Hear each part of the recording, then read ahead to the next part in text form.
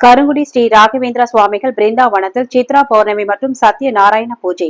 செங்கல்பட்டு மாவட்டம் மதுராந்தகம் அடுத்த கருங்குடி ஸ்ரீ ராகவேந்திர சுவாமிகள் பிருந்தாவனத்தில் சித்ரா பௌர்ணமி பூஜையை முன்னிட்டு யோக பிரசவம் செய்து பூட்டிய அறை 10 ஆண்டுகளுக்கு மேலாக தவத்தில் அமர்ந்திருக்கும் கருங்குடி பிருந்தாவன் சித்தர் யோகிர கோத்தமா பக்தர்களை சந்திக்கும் 120வது பௌர்ணமி தரிசனம் நடைபெற்றது.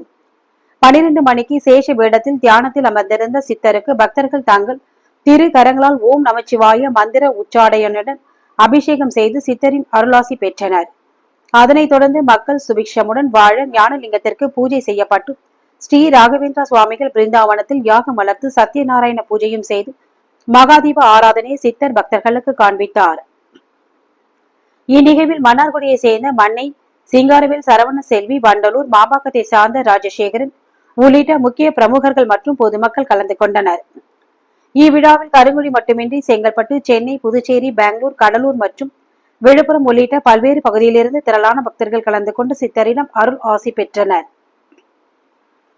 இந்நிகழ்ச்சி ஏற்பாட்டினை யோகி ரகோத்தமா சுவாமிகள் அறக்கட்டளையின் முதன்மை அறங்காவலர் ஏழுமலைதாசன் தலைமையில் ஏற்பாடு செய்திருந்தனர்.